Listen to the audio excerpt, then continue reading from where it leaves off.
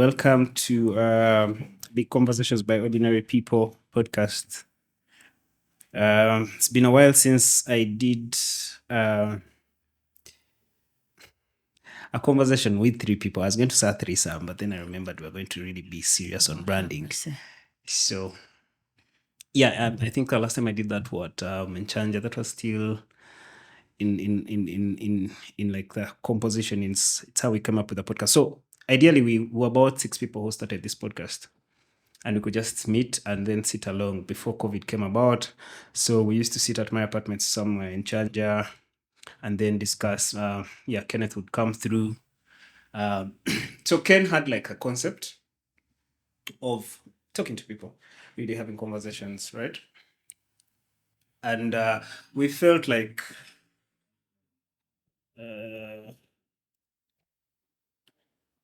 sorry about that, but my sister. So we felt like we really could talk to so many people, and we kind of like had some information to share with the masses. You people are so on your phones. It's very interesting. I don't know if there's something to tell me about this. Yes. And you be present. So one of the most interesting things with life is presence. Yes. And for coaches like yourselves, you should know about people's attention spans. But anyway, I was still telling you the story so that you guys can pick from this to give me. Both of you have been on the podcast. So I thank you for taking interest in this and still coming back on here to share some more knowledge. Broadly today, I imagined what would counter cover, but then I said, these are the coaches, these are the people who are dedicated, so they will lead the conversation for most of the time. So I'm going to let each one of you introduce yourselves again to the audience. Yes, we'll start with you, Victoria. Please introduce yourself to our people. Nice. Victoria Nyanzi, marketing and PR consultant, personal branding and professional branding coach. That's much more of my passion, my interest. I discovered that I'm passionate about people and the effect a first impression gives when you meet someone or when you interact with someone. And this then comes off in either your personal brand or as professionals, how you package yourself as a professional. So that is something that now I'm currently doing and actively pursuing to see that I can really change a number of lives of, professionals and personalities in all aspects. So in a nutshell, that's Victoria. All right. Audrey. My name is Audrey Tumwine. I am a financial advisor and financial literacy trainer.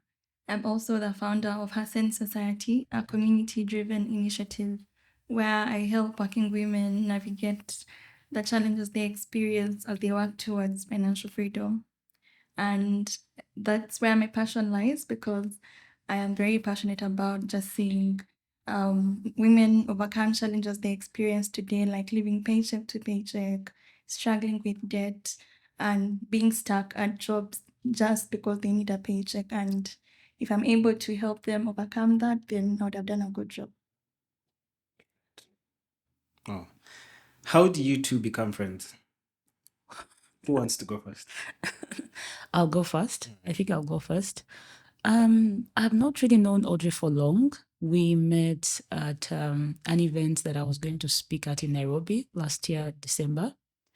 So, of course, banners were shared about the event, and I think she saw that the event had tagged me. Then, not really. I think that's it. Then, she followed me on Instagram, then we started having conversation. I saw what she does. Right now, we are personally, I'm in that age where if you're not really adding a lot of value to me, at least you're either adding some sort of value or, we have some values that align or some beliefs that align. Like we can really sit and have some kind of conversations. I don't want to say that there are those conversations that, they can only be about coaching or money or career, even if it's family, even if it's life. But, you can see someone and instantly you feel there is some little bit of energy that you can have. So she followed me on Instagram. I went through her profile. I'm like, oh, interesting. I followed her, and then we started speaking about the events. We kept on speaking. We met in Nairobi. I think that was the first time we met. Yeah, we met in Nairobi. We exchanged pleasantries and really kept on speaking much more of, what we do, both of us, what we do. And for me right now, she knows how I bother her with like a lot of my personal career stuff. Like I have so many questions for her. And I think yesterday I was going to tell you, trust me, I'm starting to bother you like a bigger sister because I have no one to ask those. When people see me, they assume I have kind of everything about me figured out. Like, oh, in her career, she's always screaming career, so she has figured out in this and that. So I met her and the stories aligned, and now she's another bigger sister to me. Like I'm always, this, I send her voice notes of 6 minutes and I'm like, listen at a time of your convenience. So well, that's how we met and that's how we are here. Yes, Audrey. So I had seen Victoria even before the event. I think there's something about the algorithm that kind of sends you like work depending on your searches or whatever you're interested in. So her profile came up and I was really interested because I want to get into LinkedIn. I keep telling her this and it's becoming like an old song. I keep telling her I really need to work on my LinkedIn. Yeah. Anyway, so I had already seen her profile and I think I followed you even before. Probably. Yeah. So then, and I actually reached out to her before and I said, I need to schedule an appointment, which I did, but her schedule and mine have always not aligned. So then I see that poster about Nairobi and I'm like, okay, since we are going to be in Nairobi, let's plan to meet in Nairobi. Yeah, so we finally met. And the first thing I told her, I told her I like that she does very serious work, but also has time to do the fun things because I'm that kind of person. I like to have the balance and just enjoy my life as well. So I told her, yeah, when I see a glass of wine and you're doing like a coaching thing or a meeting with someone, but there is like drinks, that kind of drew me to her because I feel like that's realistic. Anyway, so yeah, we met, we chatted a bit in between sessions, and then we've talked since then. Yeah. Great. Do you feel like you owe your friendship to the power of Instagram or the power of social network? Yeah. Do you feel like that's one added advantage? Yeah. Oftentimes I hear people come on and say, treat online people as online people, treat strangers as strangers. Would you, for the little times you guys have known each other, would you carry the same sentiments about the internet? I think for me, of course, I'm going to say no. I'm really one advocate that has seen how social media is like so impactful if you know how to use it, if you know how to sieve and really attract the right people. So if you can feel the energy, like you can really feel the energy and you know that I can even have an in-depth conversation with someone and it doesn't hurt. I'm really okay if someone really walks up to me on LinkedIn and they open up to me in my DM about everything because it's an honor that someone is actually really opening up to you.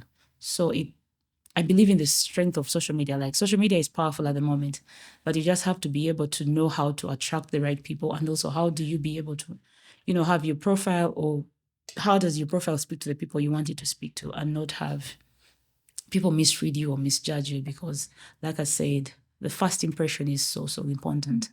I have friends that I meet and she'll tell you, why are these guys in my DM telling me, can I take you out? And then when they take you out, the next thing they want to take you home. And I don't... There's a song on Travis Scott's album. I think it's called Wake Up. So he says, when you take a girl out, do you expect sex? And it's a really, really interesting question, but just finish. I'll ask both of you. What's the get from that? I kind of tell her, right now I don't have those kind of people in my DM. So I feel it's the energy you're giving off sometimes. It's good to, have your feminine energy and all that, but if from Monday to Friday, your boobies are out, your thighs are out, then I think because I want to be honest with you, Mark. Yeah. When I used to give off a lot of sexy energy and ooziness, those are the DMs I used to have. Like if every day I'm showing you guys my nice legs, then the only thing you tell me is, I want to have your legs on top of my head and whatnot. And I don't get those DMs anymore because I changed. But I changed the narrative. So I think it's about the narrative and the energy you give off. I hear you. But also, don't you feel like that comes from look at what people are consuming, right? Look at who we treat as public idols, right? Essentially, the most important thing with life, I think we've come to realize, is to have money, right? So we will eventually think or look at those that have made enough money as our idols, right? Now, for women, it goes without saying, for Black women, the strongest we have is Beyonce, right? I think she's the only billionaire. Is she a billionaire? Yeah. No, Rihanna is actually the billionaire. Then I think, Beyonce is still a millionaire. I'm not sure about her numbers, but Rihanna is like the billionaire. But look at her energy. She gives that whole celebrity thing, the whole sexy thing. This is how she will sell. And regardless of how you want to put it, sex sells, right? Of course, It's what sells. Yes. So how do you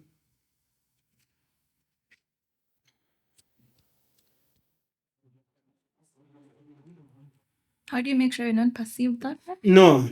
Uh-huh. And I really want to give you really a very, very extensive reach on this. So in the branding, and I'll tell you, there's something I want to experiment with, right?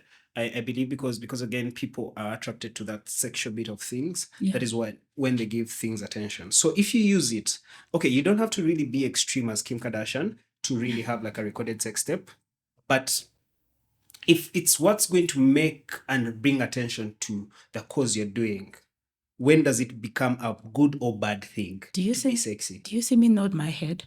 Because I have come to realize that that's not it. Like there's another group of people that are really after the impact you're going to give them. There is that group of people. I've not yet figured out TikTok. I'm the kind of person that says, I don't really understand the TikTok algorithm. It's just, especially in Uganda, it's comedy. People are abusing each other. They're fighting. But then, so I look at people, Marjorie. I look at Marjorie and she has a strong TikTok account and she's always there, preaching financial growth, personal growth, those kinds of things. So I think it's about, there are people, there could be, even if it's 2%, but there are people that are interested in impact. Okay. In this case, are we saying, and I would love to pick from both of you. Yeah. So are we saying that impact is only when we are preaching about mainstream type of information, things about day-to-day life? Like, so you don't find Sexy Red impactful, right? I think that's a bit of an extreme. There's an audience for it. Yeah, I think it's a bit of extreme, but I think in terms of drawing in audiences and drawing in your crowd, it's still important that you stay true to yourself. I've had I don't know if you know Sarah Jessica. She's a preacher. Sarah Jakes. Yeah, Sarah Jakes. Yes. So a friend of mine, actually one person who's always on my case about branding and marketing. So she tells me first when she listened to her, she just kept seeing this woman who's always made up, wearing wigs. And she kept thinking, you're in the church. Why are you dressed like that? Why are you, And then she realized that this person was just trying to portray that you can also have fun in church. You can also look for God and be godly, but that doesn't mean you have to look like, like you're homeless or things like that. So I think there is a place for it in terms of drawing in your crowd who, like I said, I was attracted to you because of, I saw a glass of wine, I saw her have drinks with her clients. And for me, that drew me in because I don't like the kind of person who's going to be superficial and in my ear about unrealistic standards. So I think there's a place for it. You just have to know what's really aligning with what you want to put out. Yeah. So that's why I feel like the sexiness might be extreme, but still find what feels true to you. Find a balance. Yeah. Also, there's something like there's there's a distinction between pretty privilege and sexy privilege, right? So there's a woman you look at and you're like, okay, maybe I want to be in bed with them. Then there's one you look at and you testify to the fact that they were created in God's image. And this is not to say that any other people are not created in God's image, but you real have that striking thing of they're beautiful, right? Some people get away with it, so probably they'll get through a door or two. They will not get a gloomy face from like the receptionist or what. So by when they put this out there on the Instagram, isn't it another way, another smart and fast way to generate leads? Look at how OnlyFans works. I don't know what you guys think about it, but it makes so many people millionaires. And remember when I was explaining that at the end of the day, he who cracks the code around money Making money. is the winner, right, of the race. So because then our moral, we are in a world where people who steal the most money wear suits. This goes without saying on what demographic we're in. It doesn't even have to be Uganda. It doesn't have to be what the people right now with the most money have still studied the most, right? Who have stolen the most money from people. So the concept around morality becomes very, very challenging. So if I am using my sexiness to generate leads, to maybe to say I have a hair salon, right? The people that come to so no, maybe I'm a dancer. There's a chick I know, she's called Candy X. She was giving me a really, really weird explanation of going viral. So it was of course off limits for me, and she's just right here. She's into this video. So if I go to her, I think I follow her. So she's really, because again I know her in person. I know that she is not selling her body online, right? Okay. But then this is how her timeline looks like. This is who she is. But because this again is what brings people to people to maybe hire her for music videos or whatnot. Like the sexy bit of it all is the lead generator to the actual work she's doing. I want to believe even her work involves her being sexy and showing her body. She's a dancer. So for you, in what work should not, and it's me, I believe, if like a lawyer, right? I was talking to my lawyer girlfriend, I was telling her that if you branded yourself with a striking Instagram, right? Because you see, you have your work going on. Yeah. You're doing your work very well. To become an influencer, it's a game of numbers. How fast you make those numbers is the magic. Who cracks that is fast. So ads and whatnot, if you're to read reports, there's so much around ads that won't make sense, right? Yeah.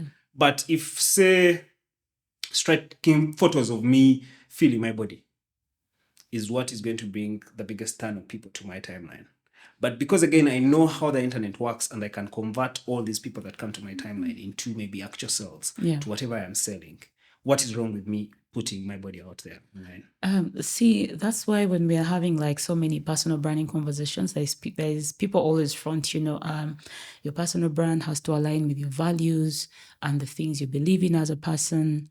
Because now, trust me, if you're comfortable, oozing the sexiness, it aligns with your values. You're really comfortable with it.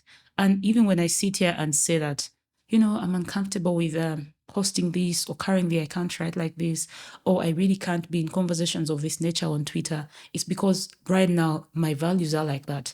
And then there are some people that, it goes beyond just you as a person. You're looking at way back, your family, the people that believe in you, the people that speak to you. You're thinking about their decisions that I think about right now, and I'm like, okay, if my father sees this, if a friend of my father sees this. So you see that I keep fronting my values in the many decisions I make. Because at the end of the day, all we do online is we really create a narrative, and we want people to believe in that narrative and buy into the story all the time. Because if I have a switch of the story, like I think right now, Mark, that from the rich auntie traveling, I made a switch. And now people have really bought into the narrative. I agree. And if I later get We'll married. actually talk about it. Wait, we last talked about you getting married. So if I later get married, have children, and now I switch, I actually also go into, marriage influencer, mommy content. 1 year down the road, people will still buy into that narrative. But if everything I'm putting out there aligns with my values and I am comfortable with it, because the end goal is also with deep down within you. Because in personal branding, there's a bit of authenticity. Like, are you really comfortable with it?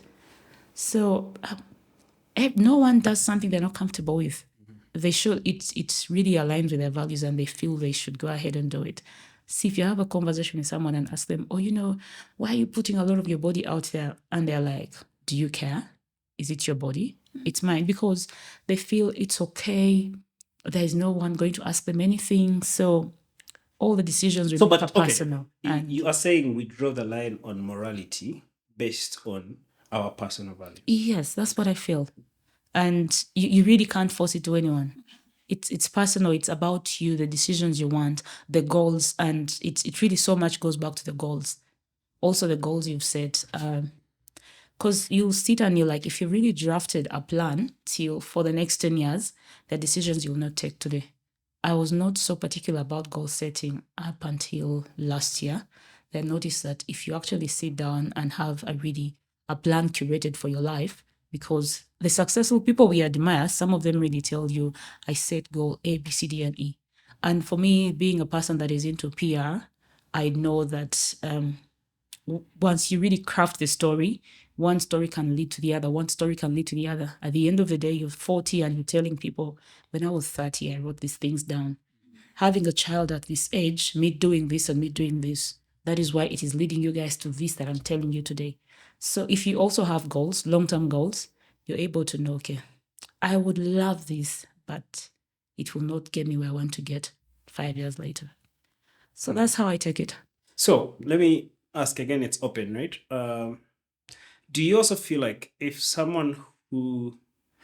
lawyer, very, very top qualified lawyer, a financial consultant, or a financial consultant, let's actually go with financial consultant. Yeah. In their quests for maybe they've struggled so much with the Museveni government, they're frustrated, they're tired, and you know what? They have a diversion in their life where they open an OnlyFans sexual account, right? Yeah. Then, if that is from that, do you feel like they shouldn't qualify to get a job in the future? Because at some bit of their past, they have what might not be considered morally right, but they do have the qualifications to actually do financial literacy. Do you know that do we have a scale on what is morally right and what's wrong? We actually don't have a scale. We don't. I think it's just perceived from person to person. But what do you think? What do you think about it generally? Do you feel like girls doing it? Because there's some.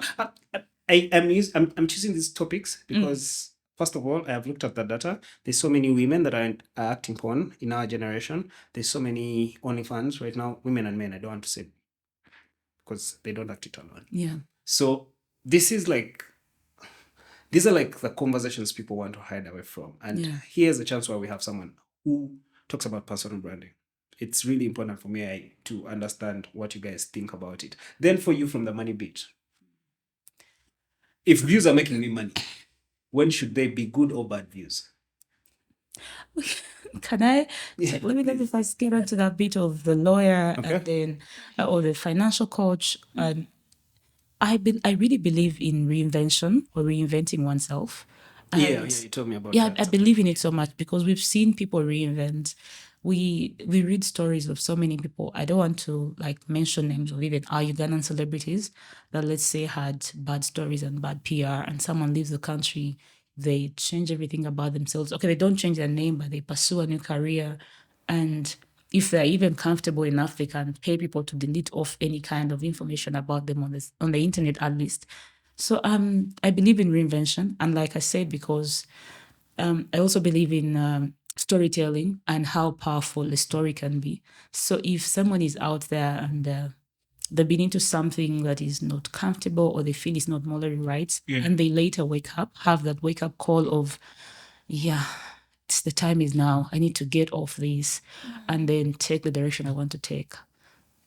go for it. Take it. And So the question there you is, later tell your story and people want to hear it. the question to you then there is, how do I make myself believable whenever I decide to change trajectory of my life? Much as it's really, really important for people to really understand that, hey, if something is not working out, please do not die on that route. You can switch positions in life. Life has so much to offer. How do I brand myself again? How do I say it? How can I become born again in branding? Yeah, this is what happens. You have to take a step back. Of course, take a step back, do a self-reflection of everything that has been going on, and then what do you want to improve, or who is the new person you want to give birth to? Now, this new person comes off with, if you want, let's say you're switching up from whoever you've been a bar MC. I really don't want to use any careers because they're actually all jobs, but you just have to take a step back, do a self-reflection.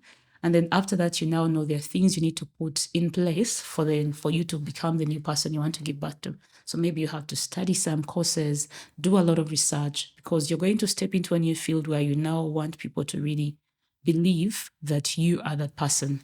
And then you're not going to come off and announce. So that's what I really love to tell people. Don't say, just don't tell people. Just do what you want to do. Don't announce that. See, if you come off announcing, "Hi guys, I've now made a rebrand, and from the person you used to know to this person." No, just do what you want to do.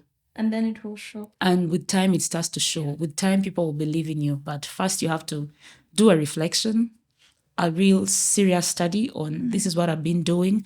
I've been doing it wrong. So I want to move from point A to point B. Then take time. If you've been on social media, that's when people actually take social media breaks. Someone will deactivate their account because they even don't want you to find them anymore. And they're looking at coming back brand new. And then you come back a whole brand new person preaching a different gospel. And those that want to ride on it can ride on it. But it doesn't take long before actually people then believe that, you're this kind of person. You are the person that has now come on. Okay. Yeah. So you have a bit generalized this, right? So I want us to explore the unique platforms and how they can be used when you rebirthing yourself. You had a question about finances and everything. The money thing. Yes. Which views are good and which ones are? Yes. Let's answer that before I. Okay. So So which views? Yeah, the question was, in a world where views eyeballs are getting me money, when do I decide that these are bad eyeballs, these are not good eyeballs? And the reason I'm saying this is, you see, advertisers, right? If you run an Instagram ad and you also run Google ads, some of your ads for Google will go to our porn website because that is where so many people are viewing, right?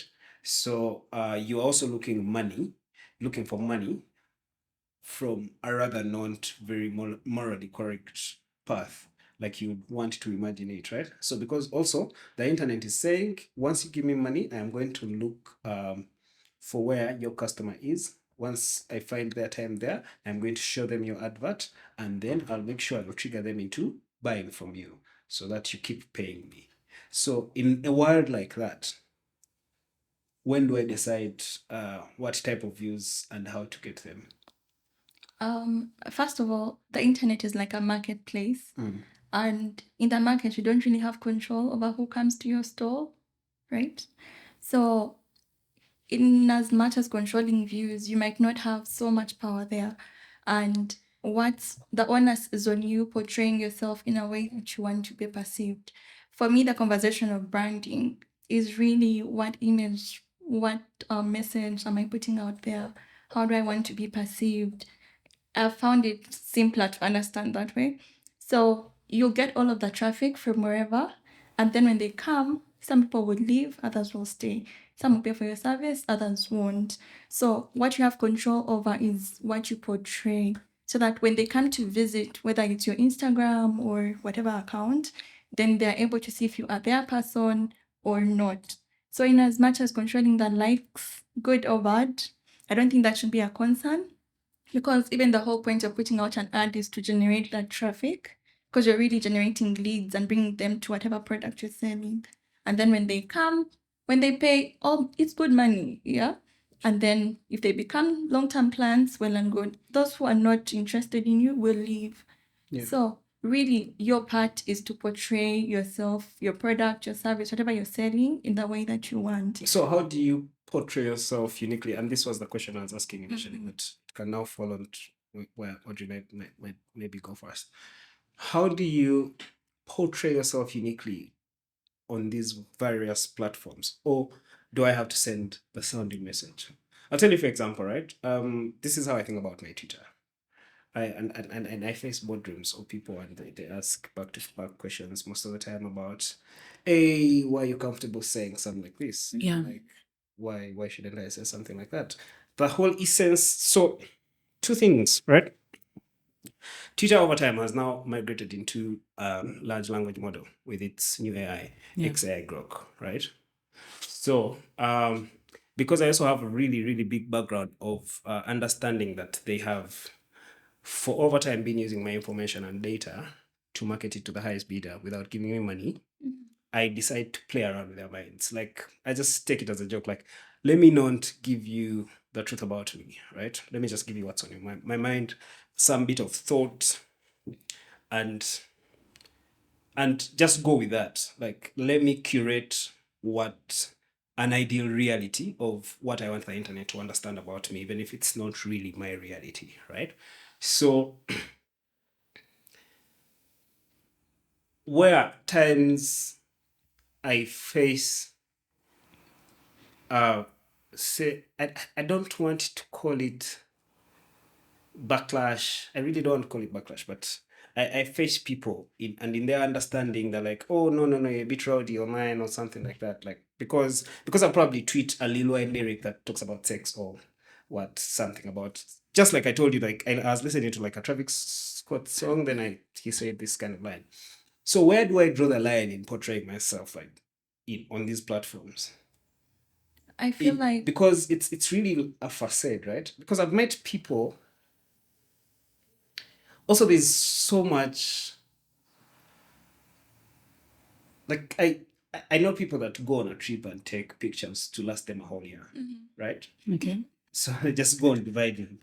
That first Put it in a calendar. but they took them at once in like around the same arrangement. So we live in such a world. Where do I draw the line and be like, okay, this is how I want my Instagram to be. This is what Twitter should look like. This is what LinkedIn should look like. This is what should be on my Snapchat. This is what should be on my WhatsApp status. Yeah. so. The internet really, what it has done is give us level ground. We are all equal on that, in that environment. So, and then we have the freedom to choose what we post. And for me personally, that's why I've had a bit of a struggle with LinkedIn, because I do not like, previously, you know how serious LinkedIn was. And Are you saying it's so serious now? Still Madam serious. Still serious. yeah. Oh, yeah. So even now, I was telling her, I feel like I'm being controlled in how I should post and yet I really like to freely write. I want to be able to be as authentic as I can be. But when I actually look at her captions, I feel like it's better now, because before it would be, oh, I now said a new appointment here, or this, or I'm leaving to like all of those things. And yet I feel like I want to be really creative. And because this is a platform that has been given to us to really express our creativity, to reach out, to let people know about us, and you don't like to be controlled.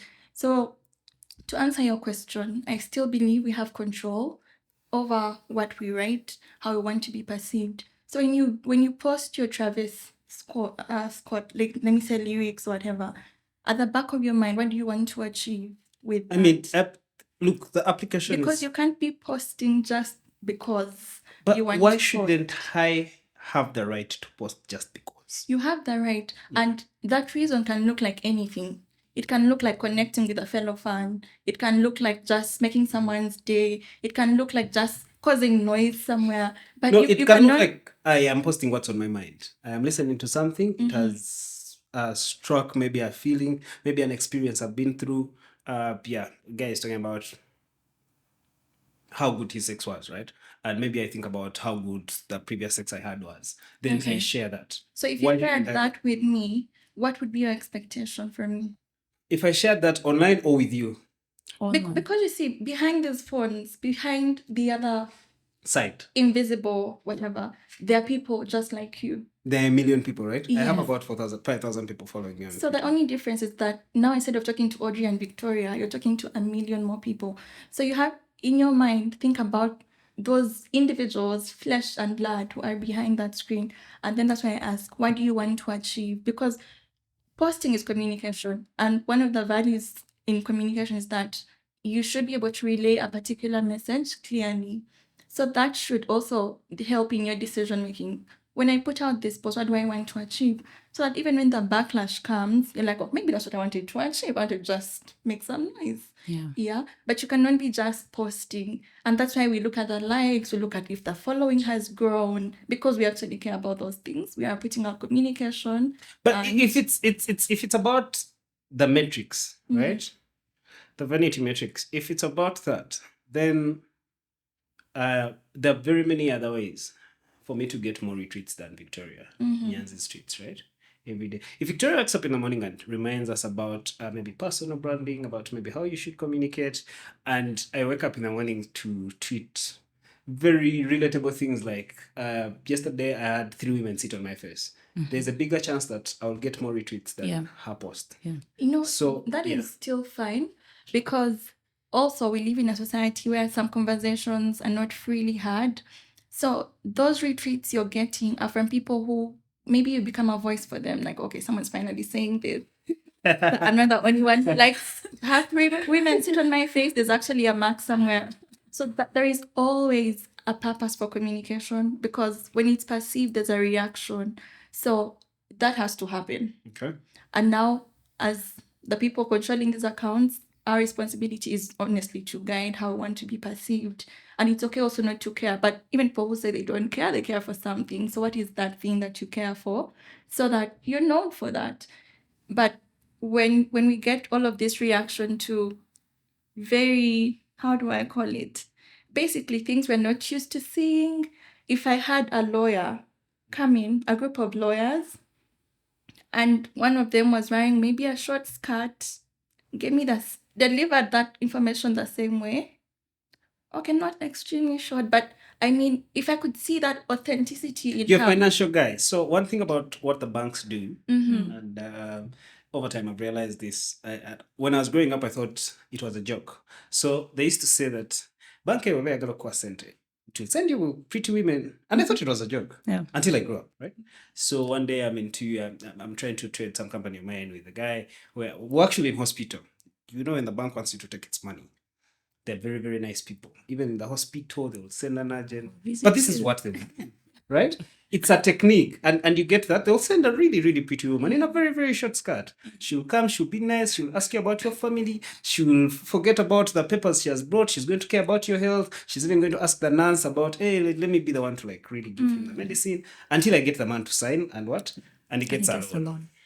I have seen this happen. I have experienced this. This is not a story someone telling me, but because that's the logic they play around with. So it's the same thing, right? If right now X pays you for engagement, if you're subscribing to its premium factor, right? It pays you for engagement.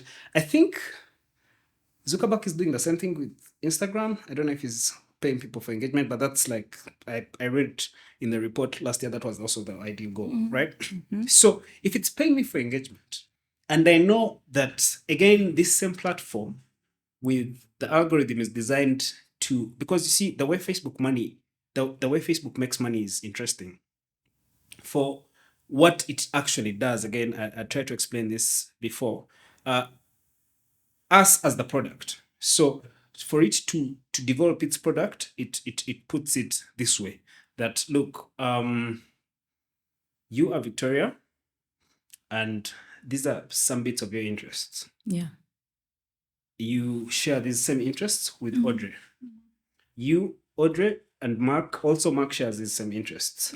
So whenever I share a thought, you and Victoria are most likely to see it first before anyone else in the world, because we share some bit of the interest. So when it develops that, it has enough data to tell the advertiser that, look, I know so much about Victoria, Mark, and Audrey that I know that they'll buy your Nike shoes, right? So give me money, then I will direct the Nike shoes to Mark, Victoria, and Audrey so that they can buy them.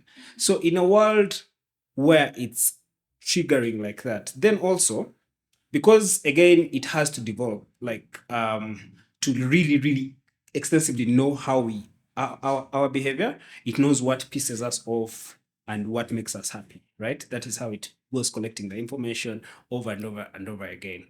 So it knows that there's a bigger chance that you'll feel triggered when someone abuses your mother online. So even if a tweet about someone abusing their mother does not really concern you, you'll see it and then you'll be triggered, right? Either you'll go engage it or so in a world where the algorithm really is manipulating us from our own behavior. And also I can use that same way to really make money. Where does personal branding really help me? Okay. I came to a point where I not even noticed, but you look at life and you know that, while we're growing up, our parents used to say, these fingers are not the same. So for me, I look at it as, I reference to people as the letters of the alphabet. They are A players, B players, C, D, up to Z. Like if we put around, let's say 1 million people and start grouping them, there are many factors we can use to group them from, we can't, let's put aside their careers and what they're doing, but let's just use normal things in life like goals, ambition, values, what you stand for, what you want. And we just use those to make a group of, this is cluster A, cluster B, up to cluster Z. And then if we do, let's say, an analysis, and after grouping these people, we then say cluster A, now that we've understood your goals and ambitions and what, we are now going to guide you on what to put on social media. And let's say cluster A are the people that are like, we're not looking at their careers, but in the conversations, their goals, let's say they say, if it's a girl and she's 18, she says, okay, one of my goals is when I'm 28, I want to be probably working in a renowned organization. When I'm 28, I want to maybe have won an award somewhere. When I'm 28, I want to, they told you their goals. You ask them about their values and they're like, I'm really a firm believer in God. I give my tithe. I do A, B, C, D, and E. You ask them, what do you do in the morning? They're like, I try to read a book. Or maybe even if they say I don't read a book, but like, what do you do when you're doing your work? Someone says, they tell you things and you, okay, that's interesting. So you're like, okay, for you, I'll put in cluster A.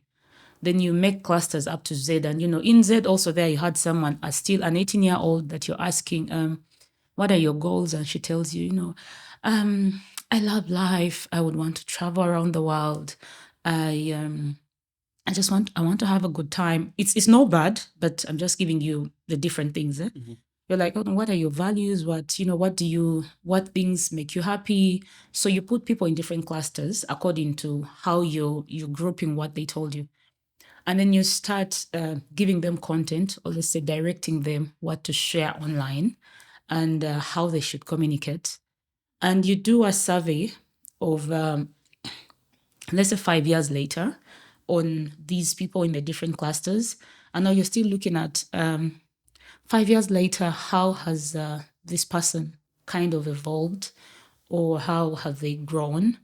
Both cluster A, cluster B, and C, in the different aspects. The one that said, I want to get a job, I want to do this, chances are high they might have gotten that job. They might have grown in their career and whatnot. Even cluster C or D, who said, I want to travel, I want to do this, I want to be a rich auntie and all that. Even her, if you are directing her and giving her the content that has to place her as a rich auntie to attract the men that she's, or even to attract the things that she wants to attract, the opportunities, which of course, let's say a man, to take you to Dubai and whatnot. 5 years later, that person will also have an Achieve. those goals and whatnot. So we can really only weigh what the achievement of your personal branding depending on your internal goals. I think that's why personal branding is personal. Yeah. Because for me, I keep telling people we all have brands. Like you have a brand. So that's why the other thing it's the perception.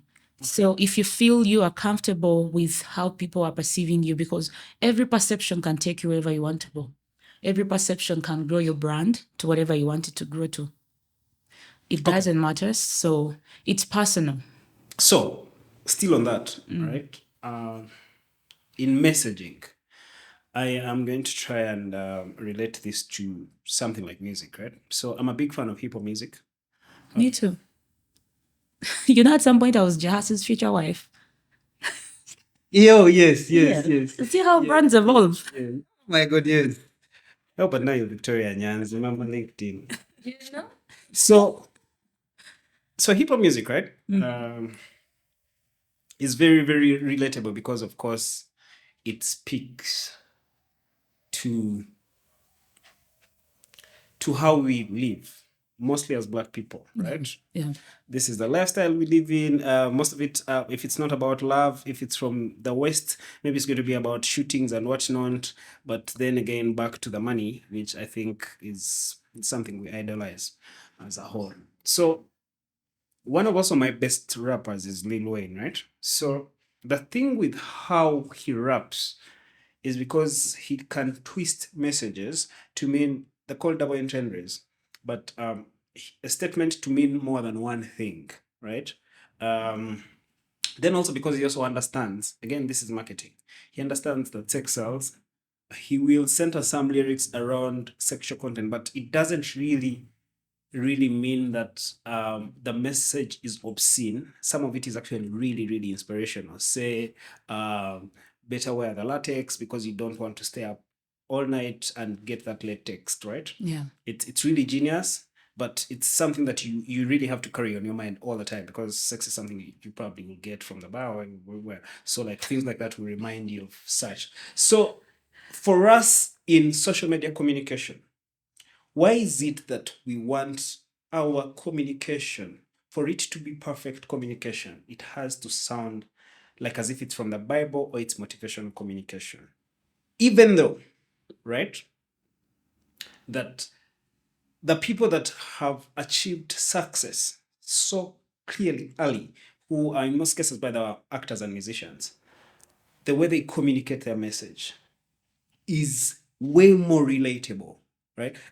Look, in what I'm trying to explain, I'm dropping things like morals, things like sex, because I don't want us to look at those things as bad or good things. No, yeah? I don't want to have much, but in that communication, in the way they communicate like that, millions of people stream this music, they consume it, and these are us, right? It's you who communicates about finance and in really such an honorable way, and you who communicates about personal branding. But at the core of it all, say, most times when I read your LinkedIn posts and maybe Twitter, I feel some bit of motivational vibe, right? Because it's going to tell me, hey, do this, arrange that. So when do you draw the line in how you want to message? And as regards new marketing techniques, do you ever feel like it's rather more relatable to communicate to people in ways they actually speak? So the other thing is, it's like my podcast, right? Yeah. So on my podcast, I can swear, I can say fuck you, I can talk about pornography, I can talk about the women I've had sex with if they let me. Some of them have been on the podcast, and we have talked about that. Okay. So it is brought like that because I want it to be as free, and it has started paying off, right? Yeah. People who listen to me so much over and over feel like they know me. So I meet people and they really tell me my story sometimes. I'm like, oh, hey, Keron, this and this, you went through this, or you wanted to kill yourself here, or you had a conversation with Isabel here, or because I talked about suicide, about maybe on a conversation with Isabel. Things like that. Like I find that more relatable because, again, I grew up listening to hip hop music, and the people I liked so much were talking so much about their life in that same way they're living, right? Why aren't we communicating like that with social media? Okay. And why isn't it that way? Okay. From your perspective? Well, I did, not even I did, but when you read about content and everything, I think they say the different content pillars of content, it's either, educative, informative, inspiring, or entertaining. So for me, it's a play on which platform can I achieve what I want to achieve. Personally, I think you have to ask yourself, what do I want to achieve and where can I play best? So I noticed that I can't give entertaining content. I really can't give it even 90%. I can't. And then I'm like, okay, the biggest niche of content I can give is educative or some bit of informative, but much more of educative. But you notice that educative content flows a little bit with inspirational content, but a little bit. And by educative content, I mean content that someone can at least take action to the next day or the next time.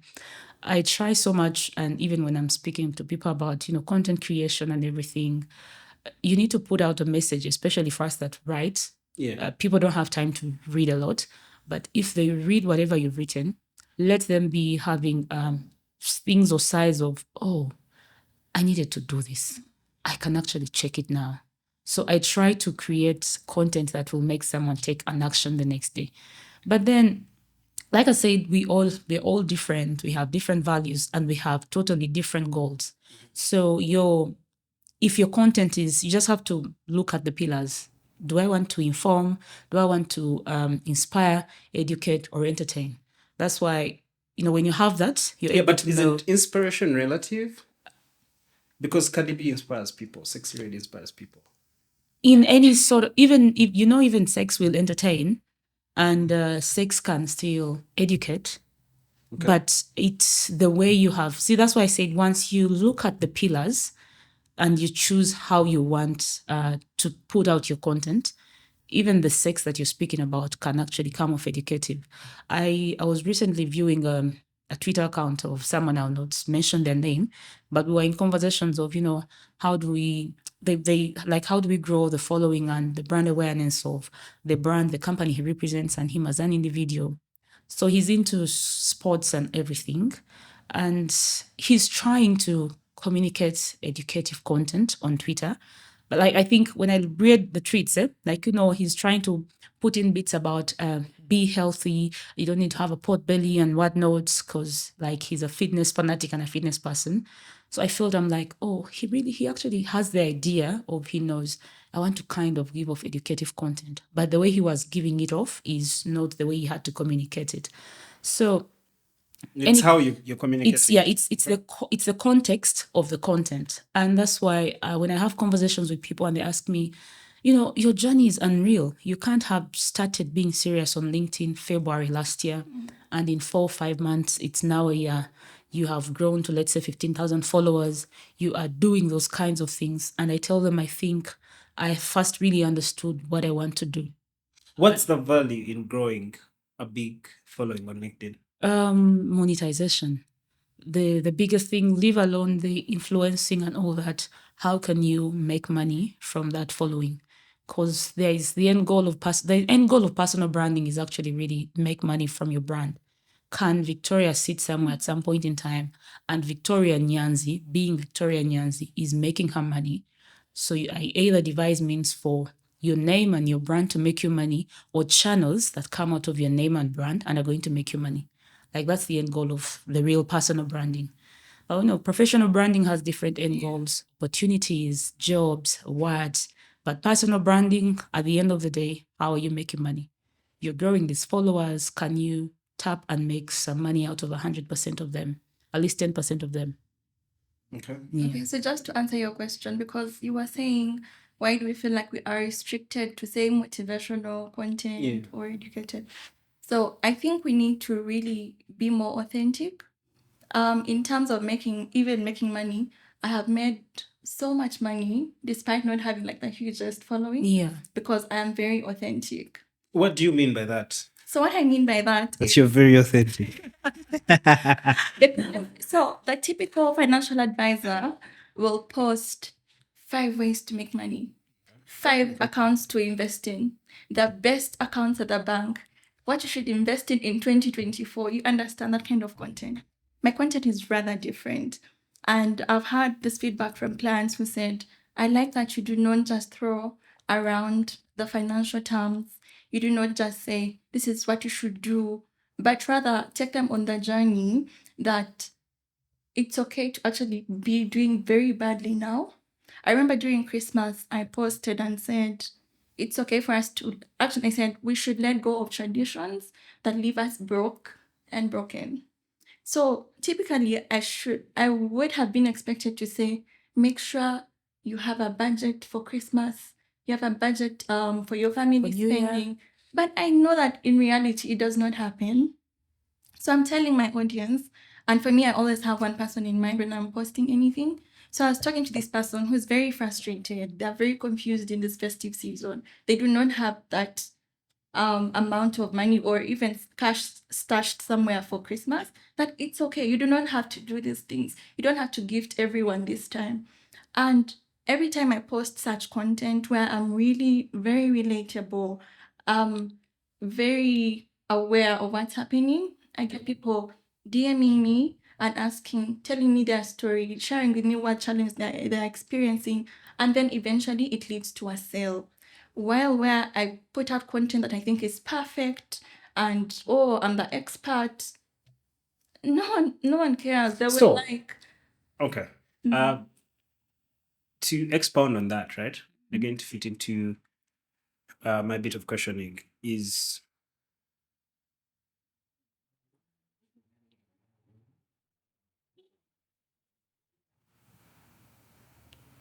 my question is Silence in the house.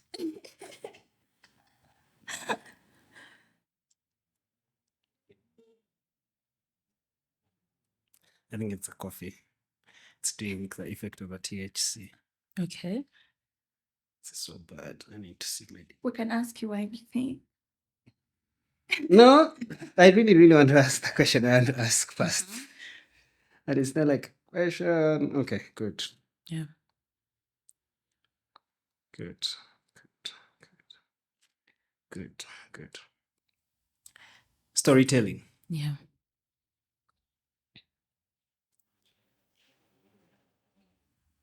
Isn't it better to tell, say for, okay, this is again now, Instagram is a bit visualized, right? Yes. So, and also may I follow you more on Instagram than on LinkedIn. I don't know how active, but now for you, I actually stopped following you so much on Twitter. Now I be there on LinkedIn. Yeah. Every day I see a post, I'm like, okay, there's a call, I be, okay, let me first see what she's doing. So on Instagram, right? As a financial literacy coach. So at some point in my life, I was working for a very good gentleman, friend of mine called Dr. Pade Mutumba. The business he does, I do not know if it's legit or not, but it makes him good money. But right now he's a pastor, so I think that excuses. Reinvention. He reinvented it. Wow, perfect. But then he was on top of a pyramid scheme, right? So yeah, the people on top are really not affected, so they make a lot of money. Now, in the things they used to do, because again, for them, most of their marketing strategies are around educating people on financial literacy, but also showing them where the source of income could be. This is how pyramid schemes work. So they tell you, hey, when you sell these things, hey, when you bring more people, you go up the ladders and then you start driving these types of cars, then you start sleeping in these types of homes. Pure bullshit, if you ask me, by the way. But I was doing technical work for him, so I led through all his lessons. I could listen to most of his stuff. So in that message they were telling, the story was more of a poverty thing, right? Life-changing, the GNLD story, the super life, that type of thing, right? But what they wanted to achieve with how they were not doing it really right, because maybe they missed some personal branding cases on maybe beautiful pictures and whatnot, a majority of it. Also, I could really look through what they're posting on it, but they do have large followings because there's so many people who participate in these things. Now, the story of what they wanted to achieve is some bit of surface level thinking of what success could be. Success is driving a Range Rover. Success is things that totally really don't care, right? Don't really matter. Where you're staying, at people my age have built houses they don't even sleep in. So your goal to like own a house could really be entirely someone else's peanut thing, different. right? Yeah. It could really, really be different. But that is what they sold, because that's what the majority of people believe in. Wanted to listen to. So in my case, in in a lifestyle like financial training, wouldn't it be better if my Instagram, first of all, as a female, right? It's super sexy because to bring in the numbers, obviously. And also, there's nothing wrong with you being sexy, right? I am very sure your husband would love to see you sexy anytime, anywhere. I am very sure any other fans. So imagine the sexy pulls. Look at it like Rihanna, right? The sexiness and pulls you to the fact that she actually really sings very good music, right? Then you know that she sings very, very good music and everything else is a plus. So if your Instagram had, rather than just telling a story of maybe we have like lectures and this, and it just had small bits of lifestyle, right? Because again, it works, Yeah. right? Yeah. It works in, there's a concept, I forget it. It's called something. I forget the definition, but Western companies use it a lot when they're marketing, right? So Ara Kelly used it with Aaliyah, where I think they did age, and age is just a number. They did that popular song of theirs. So what happened was Ara Kelly sexualized Rihanna. So I mean Aaliyah so much, even though she really had a sad story. She had left. She was being used at a very young age. She was a teenager, but then she got out of the sad story because that is what the world was consuming. And then she sold her music. She became so big that they had to kill her. Okay. Right? Like the industry had to kill her. Okay. These Kill her in the industry. Yeah, but she died. Like she really died. So there's a really story, and it's a bit proven. Like the Rockefeller people had to like kill her so that Beyonce can come to the shine. But the idea, though, much as crazy, was that the bit of portraying her as sexy was the driver to her success. Yes. So if like a financial literacy coach, what is wrong with creating content? And in this case, where it tells the story of modern day success, right? It doesn't have to be the super life kind of thing where you're posing with Benzes and whatnot, but it's a bit far away from me just coming to like really learn, but also me coming to be inspired by your kind of lifestyle, right? So that I take like interest, okay? But do you feel like what I'm trying to like say? No, I do. Like and for me, that's the direction with my brand. I'm not, because for me to start, being a business owner for me means freedom. Freedom in the way I express myself, freedom to choose who I work with, freedom to choose what contracts, what I wear. Yeah. It's difficult that you'll find me in a suit. I know. Very, very difficult. Because I don't really care to force an impression. I know who I want. I know the impression I really want to put out. And that way, I have seen in the way I price my products, and I won't meet any resistance because already there is that expectation. If anything, a client will ask, like, does this really cover for this? But it's because they have seen that I've put a bit of lifestyle. If I go on a trip, I'll post, or if I'm at a fancy restaurant, then my stories. But for me, it's just the freedom. With the content, say social media, I never have a content strategy because I also believe in energy. What I feel right now, if I post it in that moment, there's a way I get so much nice feedback that actually gets me the result that I want. So for me, it's freedom really. And why I like what you're saying is that that's the direction I see for myself. Yeah. Where I'm this financial expert, but I'm also living a 360 life experience. I get to wear what I want. I'm going to be decent, but I'm not going to be stuck in a blue shirt on Monday because so and so expects me to wear that. I'm going to be decent, but dressed in something that makes me feel good about myself, because that does not define my value or my expertise. And I like that as a business owner, I get to do that. If I was working for a financial consultancy, maybe they'll say, no, we wear only white shirts and you cannot wear that. But I get to now do what I want with my brand. And I think that's what we should aim for. Even as we create content or reach out to customers, let us just let our soul essence really flow in what we do. And that would be a lot easier. Actually, the people that I give my money off of social media, it's very difficult that I'll go for someone who portrays a perfect professional life. It's very, very difficult. And to see bits of you, where do you go? Who do you hang out? Do you ever post a friend of yours? Do you ever have bad days? Things like that. So yeah, it's a direction I want to take for me personally. Okay, interesting. Yeah, that's really it. Like it was actually really not like a question. It was to supplement on how I feel there is value in that type of content. Yeah. Really. I believe also said because There is value in that type of content on the platform it's going on to. sure. Yeah. So with LinkedIn, Victoria, Yeah. what's that? Okay, you said monetizing. Mm. But in a world where we're using large language models to really come up with everything, right? And this is how they're created. So there are about 3 processes of creating a large language model. So first was the first stages where they would feed them so many words. Yeah. Then they would process all those words at the same time, then generate words that maybe can come next to them or formulate sentences, what could come next. So this is how you'll ask an AI and it will give you an answer. Yeah. Right? Mhm. And we have now moved to the super fast ones, like the one for Twitter, which has the support of Twitter, the support of X as the platform, because then X has so many people on there with real-time feelings and expressions on the things that they dis or don't like. Yeah. So their AI now uses all that data at the same time in real time to really generate predictive thoughts you Yeah.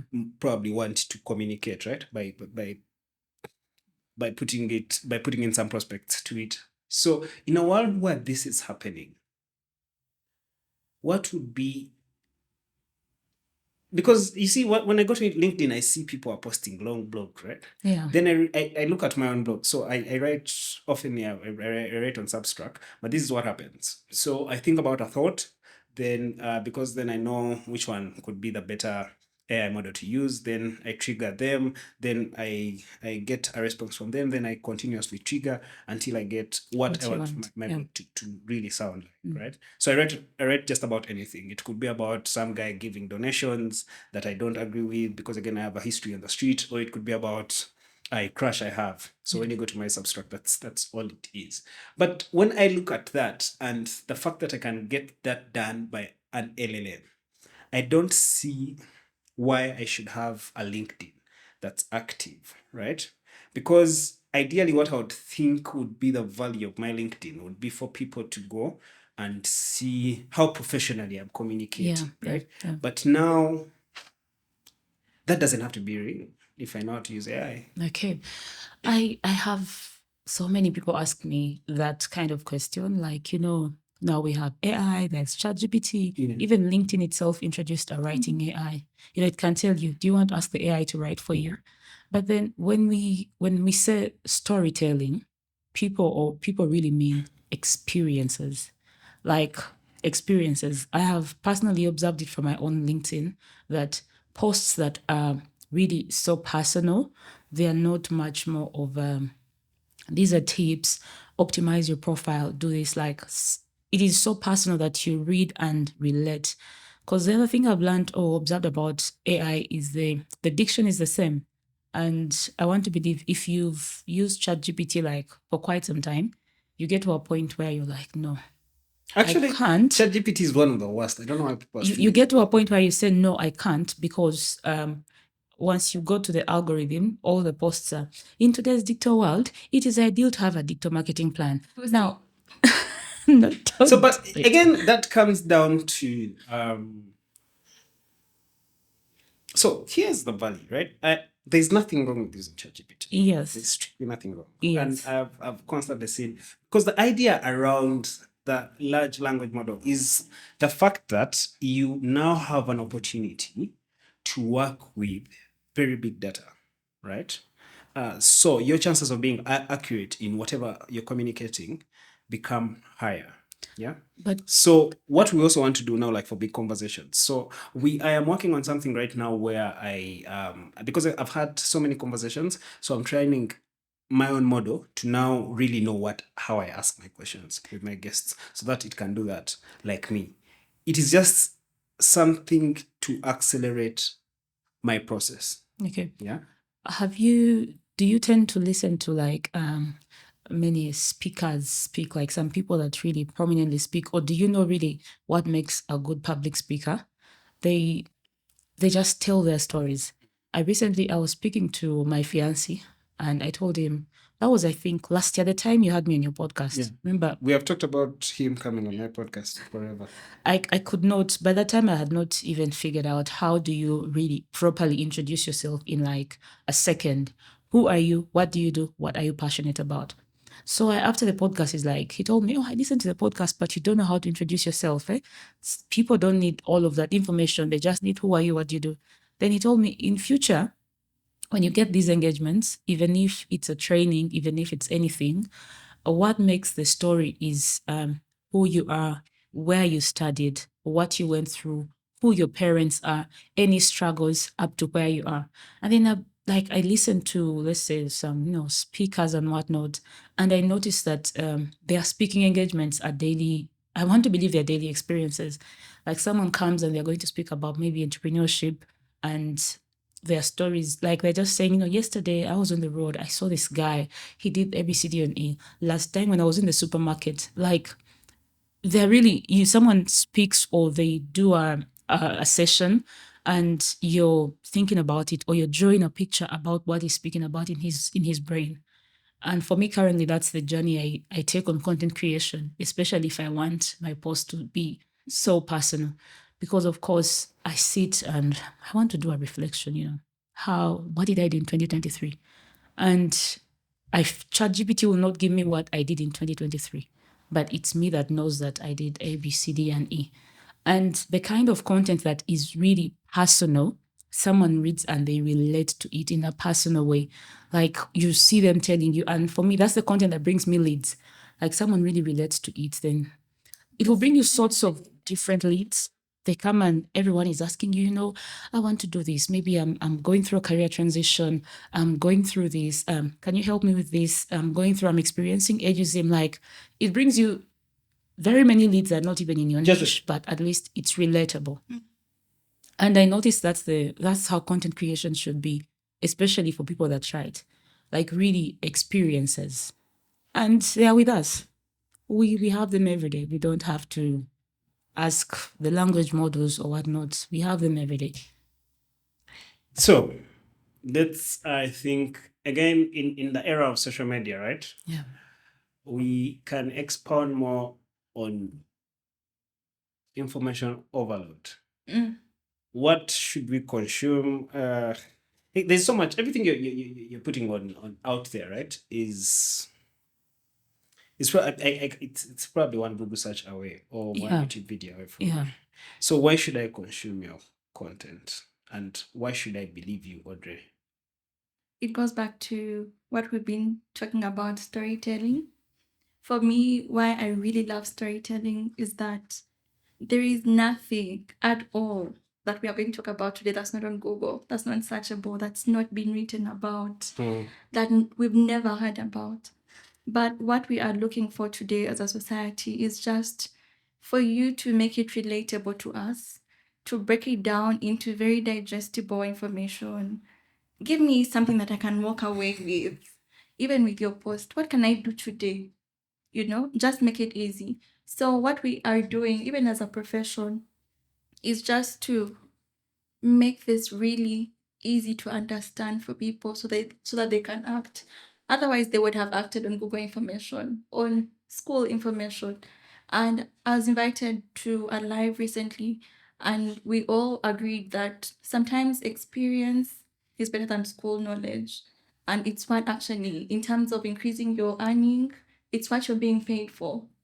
That there are things that, even if we are all financial advisors, you cannot teach like me, I cannot teach like you.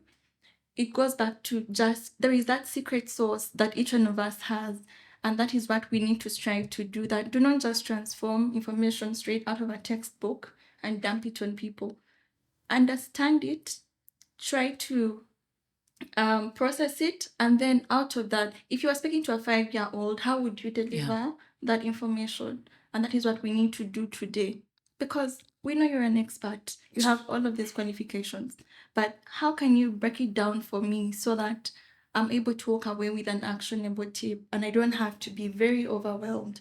So in a society now where there is so much information, so everyone is saying this and saying that, let us just try to simplify it. And we are lucky that now we have that tools. We have social media.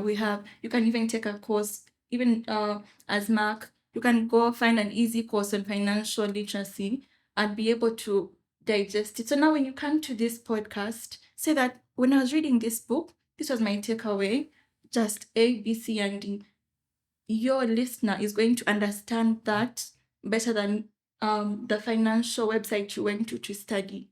So that is what we need to do today, that whatever we're talking about, whatever our professions are, let us try to make it really easy. How do I start a podcast? I not understand all of the details of this camera does this does that. Just tell me the quick tips from your experience. What have you picked? I actually asked her today, and I was like, just can you highlight for me that today work on this banner, tomorrow do this, tomorrow I don't want to get what is optimization. I don't know what it means. Just tell me that, Audrey, step 1, work on this. 2, if someone wanted to know about you, what should they find? Go work on that section. Like, really break it down for me. So in an age where there is so much information, let's just try to water it down. Not losing the meaning, but really make it very easy to consume. Do you feel like it's important for you to position yourself as a thought leader on finance? Definitely. And it pays. And it goes back still. And this is the value you're getting from social media. Yes. Definitely. And like I said, for me, it has set me apart. My clients would not go to someone else. I can say that with confidence. Yeah. Because they've come to me because of that I have really simplified. I never ever try to be an expert. No. All of this financial information, when I'm delivering a class, I have really taken time to prepare it. I have taken time to draft my budget template, that even someone who's not interested in budgeting, not interested in spending so much time with their finances, it's really easy to use. So that is what for me has worked, that even when delivering a class, even if we're 2 professionals, you will need me to really connect with your audience, because I have been able to really craft that. And it's like my, what do you call it? USP? Yeah. I'm really good at that. I actually invited a gentleman from EPT Bank for one of my master classes. And he said, Audrey, I don't know how you do it, but you really make this very practical. And he does the same work for me, just that he does it for the bank. And he says, I still do not know. And he has actually brought his wife to join my membership class, because he says, I needed to help her. He has all of the financial information. We know exactly the same things, but he has not been able to communicate with her. So that for me. Victoria, on LinkedIn, explain the difference between selling and attracting clients. Just like you see the sales or the marketing funnel, the first thing on there is attract. You have to attract, engage, and then you look at the conversion later.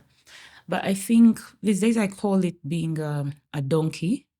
A donkey is, being a donkey on, say, social media is if every day you are promoting yourself or speaking about yourself every day. And I don't want to blame people for doing that, because I also notice there are people that don't like indirect content. You want me to buy from you, and then you are taking a long journey of telling me about why I need digital marketing and all that. But hold up. First of all, I'm also into the digital marketing field, so I will gladly weigh into that. Now, what's better? Yeah, I was coming there. The long run, or the sustainable bit, is attract, engage, and convert.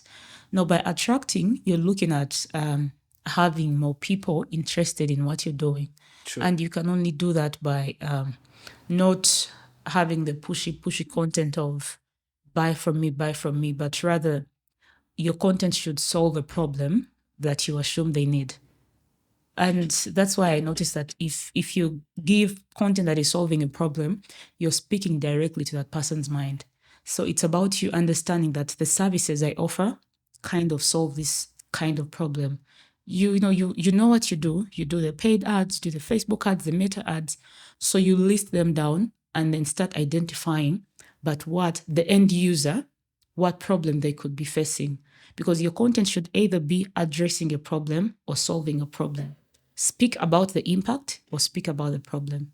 Okay. So, if you make a post about why my Meta ads are not converting, I made the ads yesterday. I've been running ads on Instagram and they don't give me leads. So I'll read that. Day one, you spoke about it. I implement. Still, I don't get the results I'm getting. Next time, you tap onto the same kind of problem, but you twist it around. Now, you're doing the Meta ads, they're not converting. Have you thought about, user-generated content? So you now give me that infusion. And then I'm lost. Okay, what does he mean by user-generated content? I do research. Google tells me, get clients' feedback, do this, do that. I try to do it. I still don't get results. See how I'm going to move myself to your DM directly. Hi Mark, I've been following you. You post very nice content. I've tried to implement, but I feel there's something wrong. And then you that's why you start the conversation. Okay, can I audit your profile? Can I audit your page? Can we have a call? Let me understand your problem. And it's from that person, or it's from that person that another person will come. Because I've noticed that it's funny, but the algorithm, or many people, are really interested in kind of donkey. There are people that are still interested in it.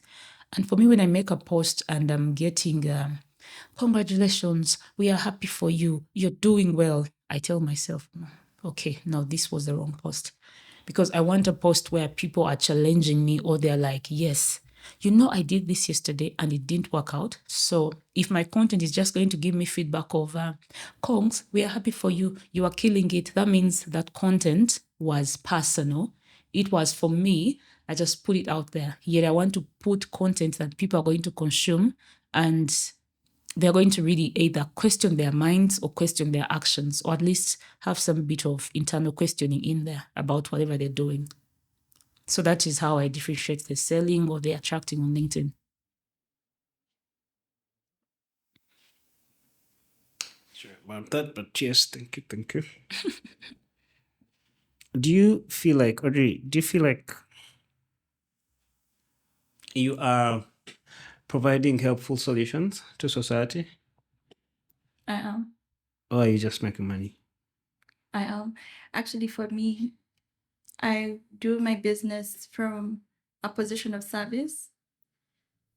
That is one of my core values in my business, to serve and create impact, because I'm playing that long-term game with my business. I'm not here for a quick sale. I'm not here for a big following, but first to serve, because I know when you do that, the rewards are automatic. They come. So it's service first for me. And I mentioned when I came here last time that for almost a year, I did a lot of free work, a lot. But that helped me also position myself as an expert. And then also I have clients who now sell my business. And just to go back to what you asked about what is selling, for me, selling is you showing me that you have a solution to my problem. So I've been able to get that through my clients who say, when I talk to her, I was struggling with debt. And today, one of the ladies said, this year, I'll get my first paycheck, full paycheck. But over the past year, I've worked with Audrey and I'm able to realize that today. So serving for me has been such a great step. And all of the rewards I see now came from serving first. First, let's steal from you free information. How do you save us from going in debt? My friend here struggles with debt a lot. So, and also he's like the senior editor of this podcast. So he extensively listened to this exact part. So one very quick tip to help you when you're struggling with the decision to borrow or not to borrow is that whatever money you're borrowing and wherever you're going to invest it, that investment should be able to pay the loan off. Yeah. So wherever you're going to invest borrowed funds should be into a venture that will be able to pay that loan itself. Not for a wedding. Not for a wedding. So when it comes to borrowing, first you need to understand your cash flows. And if there are no cash flows, it's a very bad decision for you to borrow. It means that you're going to have to look for other sources of income for you to pay off that debt. That's how you end up losing your house that you mortgage, because maybe you even got the loan to buy the house, but remember you're sleeping in this house, so it has no cash flows. Meaning that either your job will have to pay the loan off, and if you don't have a job, eventually you're going to fail and the bank will come and take the house. So cash flows are extremely important, and whatever you invest in should be able to pay the loan itself. Meaning maybe a business, and this shows that you shouldn't borrow to start a business.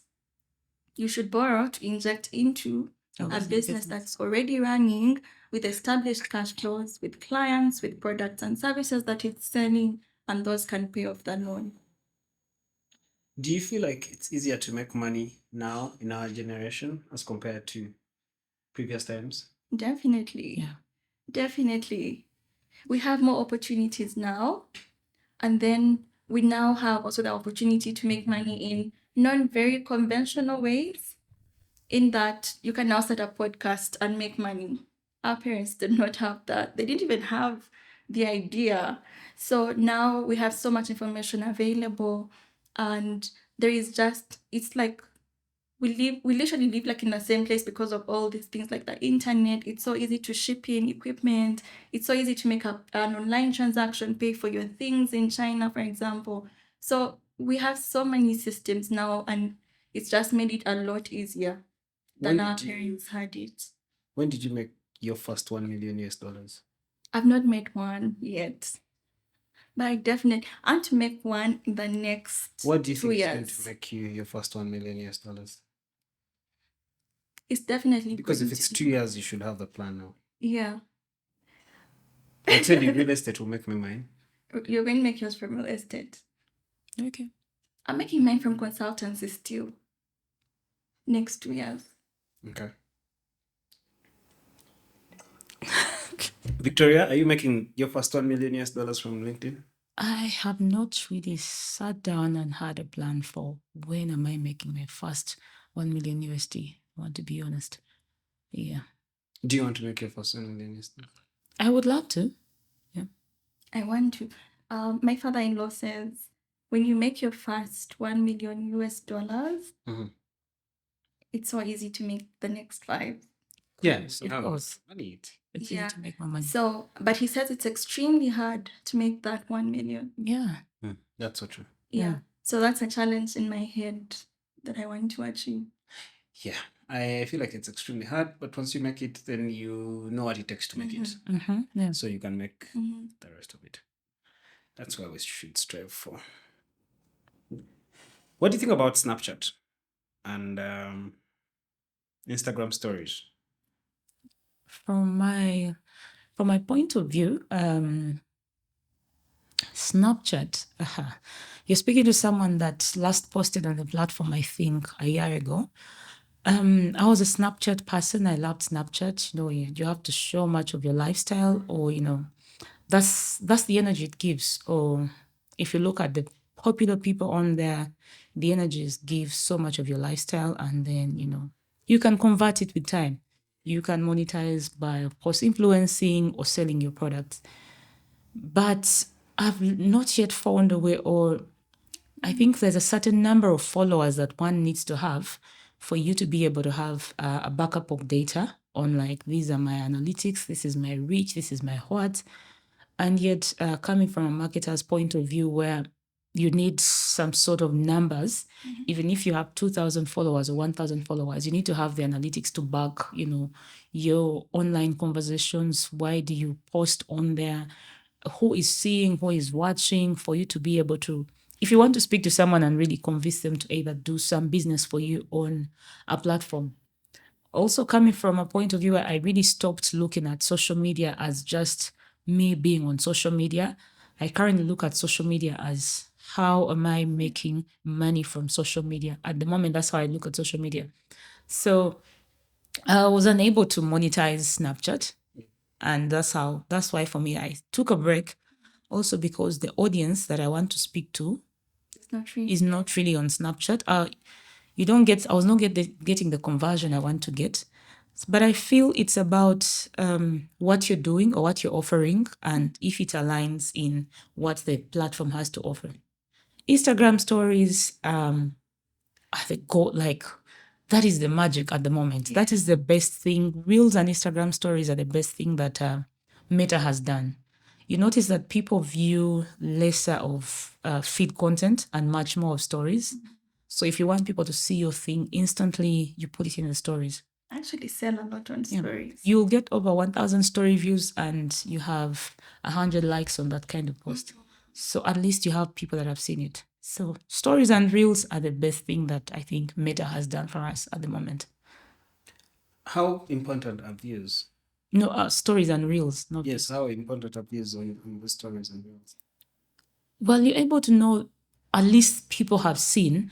And if I have 1,000 views on, let's say, a reel and 10 likes, me as someone that needs to take the next decision or needs to know what should I do next, or me as someone that is really after the data, I know that this is not the content that people wanted to see because they have seen and they've not reacted. Because for me, I measure my social media on at least 0.1% kind of conversion or engagement.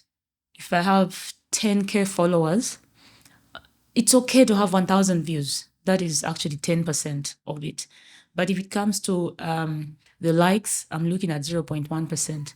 So in there, I'm looking at the numbers that I can work with. So if would you rather to have a subscription-based kind of following, or you just want to be out there with everyone? people subscribing to follow you, Yeah.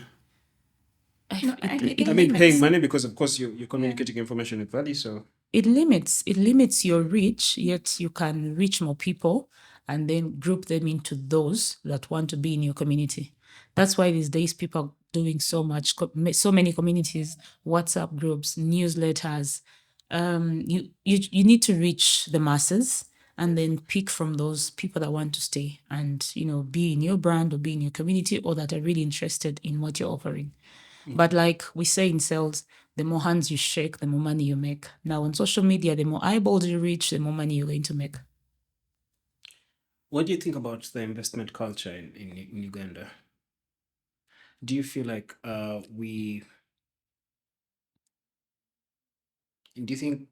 you feel like our persona on social media as a country is attractive to investment? I don't think we're there yet. Yeah, I don't think we're there yet.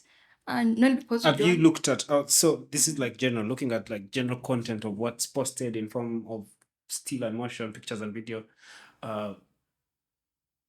Would you feel like that's fulfilling enough to portray as, say, maybe part of Africa or whatnot, to attract as many investors? Or also, do you feel like what is showed as lifestyle on Instagram is enough to attract tourists in the country? What do you think about the content space in regards of investment and tourism? So in terms of tourism, I don't think we're definitely doing better than before, but I think we could still do more, especially around sites to visit. But also in terms of, I think it also goes back to the pricing. Why I mentioned pricing, especially of hotels, we're not encouraging local tourism. If we did that, we'd have more people taking pictures at Selemala, more people going to actually enjoy the local attractions that we have, and then we'd have more people hashtagging. What do you think the problem with that is, though? Do you feel like the lodges are just being stubborn and they're being profit hungry, or is it because the market is so cruel to them that their prices have to be like that? From your perspective, as the finance person. So first, the way tourism has been portrayed is really intended to attract someone out of the country and not a local person. So even with the pricing, because of that, because the pricing game is really about numbers, the business has to be profitable for you. So I mentioned this to a friend of mine who does tourism, and I told her, I have stayed at a 5-star Marriott out of Uganda, and I paid about $160 per night. And yet a 4-star Marriott here is about $250. And I asked her, why is that? And she said, well, we don't know about the pricing. And I told her, you see, when you price things that way, you're not encouraging me. Because she kept saying, why do people fly to Dubai and fly to all of these destinations? And I told her, financially, it makes more sense, because I'll buy a ticket to Dubai, maybe $400, and then I'm paying $160 per night, and I'm seeing all of these attractions that Dubai has advertised. And then it does not make sense for me to go and be stuck in Kampala Serena and I'm not going anywhere and I'm paying $250 per night. So when it comes to packaging, I don't think the people playing in the tourism space have really understood us as Ugandans, and also understood what can we afford, how can they package their services to attract us. Also, let us know what can we visit without paying an arm and a leg for it. That way, we'll be able to encourage local tourism and then have more people come. I picked someone from the airport yesterday and we're driving on the expressway, and she kept saying, wait, these are really good roads. Everyone says Uganda has potholes and very bad roads. So we have not been able to really sell that image. But we don't out have there. good roads. Apart from that one. But the expectation is actually really, really bad. Yeah, but because it's the truth and it's the reality, I don't want us to mumble about Have it. you been, let me tell you, let me say Zimbabwe, for example, straight from the airport, the roads are horrible. They are horrible. So, you remind me of my mom, right? When not growing up, she used to, when you leave food on a plate, so we used to eat supper, and this is why I left home, mom. We used to eat supper very, very, very, very late sometimes. So they would wake you up when you're very, very tired, and then they would give you food, yeah? So you'd eat like some bits of it and leave the rest on the plate. So my mom would, even if you're sleeping, come and wake you up. I take, wait, why are you putting that? Why are you leaving the food on the plate? That people starving and blah, blah, blah, blah. I should bring that up, and it was one of the most worst case scenarios. So my life cannot depend on, and this is no shame of people who starve. I am really a product of being homeless, so I know for a fact I relate. It's just that when Zimbabwe's roads are bad, that is a bare case, right? I want good roads in my country. And this cannot be subject. I really want better for me without telling me that there are people having it worse, right? And that's a good point. Yeah. But when you have a good road, I always like to look at the good that I have. And this helps me, especially in situations that are difficult, even in life, when I'm going through something very difficult. And then I just think about the good. And I always like to tell myself everything's working out for my highest good. But that's personal. So when it comes back to us as a country, there are things that go wrong. There is embezzling of funds, but there's also so much good, and we've not been able to sell it. And yet we are, because bad news travels really fast. So that's why someone coming to Uganda for the very first time knows Uganda has no roads, has very bad roads. They do not have ATM cards, like Visa machines, because that friend of mine asked me, do I need to carry dollars? Because I don't think it's a functional economy. The other lady wanted to drive from Kenya to Uganda. Why?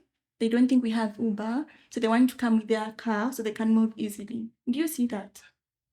But we've had Uber for years. We have safe car, but we do not sell these things. So the good news, there is so much work that needs to be put in to actually sell our country. That people know, no, Uganda is actually developed, quite developed. So from an investment perspective, yeah, where would you think more investment should be put in the country to attract more people to be here? Like, say, right now in Kampala, apart from going to drink alcohol, right? There's not so much you can do. Okay, I think they put like a bowling alley somewhere. But yeah, things like that. What are those things you've identified from your perspective that you think would make sense for an investor to carry down here? So from an investor's perspective, a business has to be profitable. So I'm really trying to think, if I were an investor, where would I put my money? And that's why I emphasize that first we need to sell, because when you're starting your business, you really look like for that low-hanging fruit. And I feel like us Ugandans, we are ready to actually visit these places. So that the people playing in that field first should really focus on us. In Uganda, can we profile places that one can visit and sell that on the news bulletin instead of doing useless adverts? Can we have a segment where Ministry of Tourism actually pays for airtime and says, visit this place in Kampala, visit this place in Kampala, or we are doing this month, I think there's a tourism day, we're having a discount on this, or it's free for all people, all Kampala people, or Ugandans, something like that. Because when an investor comes, they look at numbers, they look at your cash flows. And let me tell you, we don't have that reflection of value when it comes to business. If you audited any business in tourism, you have them have 50 rooms and only a few of them will even fill 10% of them per day. But there are lots of people. And yet companies that have been able to really understand, an example is the Fairway Hotel. I think with their rebranding, they really did a lot of work to understand who their client is. And those guys, after the rebranding, are almost booked out every time. But it's in the pricing. They have priced for the Ugandan here and not the person they expect is going to come from government and book a conference. Do you understand? They have priced for me who has an event and I can walk in and they'll tell me, no, with this room, we are going to give you a free PA system, because psychologically as a Ugandan, that's the math I'm doing. If you tell me I have a free this, free that, I'm going to book it. But if you think I'm going to come because it's one event and you're going to milk my account, I'm not going to support you. So when Fairway presents its books to an investor, it's going to look like it's doing well, even though when you add up all the sales, Serena might do better. But the investor looks at these cash flows and says, this is actively selling, so I'm going to put my money here. So when it comes to that, all of these hotels, all of these destinations need to price for the typical Ugandan. If anything, they should start with their research and do these surveys, because I don't think they know who they are selling to. So that would be the first step. Once you have your local market, you can be able to sell to anyone. Okay, good. So for the both of you, are you in the way you're curating your information, right, to position yourselves as thought leaders on, say, on the different platforms, and are you curating like products to sell, say like master classes? Is this like the end goal? Yeah. And do you feel like that's profitable here? Do you feel like people will buy your masterclass? Like, okay, or yeah, like. Okay.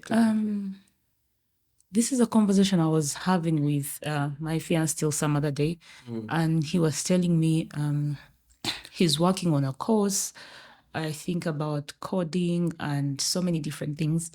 And I told him, for me, I've come to realize that you have to first really position yourself in a field, or position yourself as someone that really understands what you're going to give people, make them feel that they have the problem, and then you later bring up whatever product or service you want to bring them. So personally, on that journey, I'm really thinking of what can I offer, what can I give to be able to make money off the efforts I've been doing. But that doesn't mean that the end goal is monetize everything and all that, because you have to still create content, and that content is the educative content. That means you're looking at people that are going to kind of consume it and then need an extra bit of content. But yeah, I'm looking at having courses. There's an institute that has reached out to me, so we're going to have a partnership. I make courses and promote them, sell, and we have a revenue share.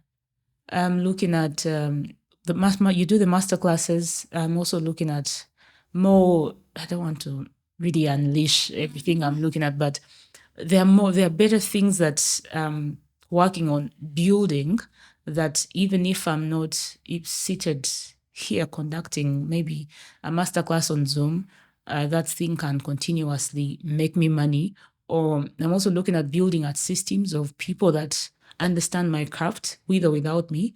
And if we have a client that needs my service offering, they can do the job, or they can offer the client that service.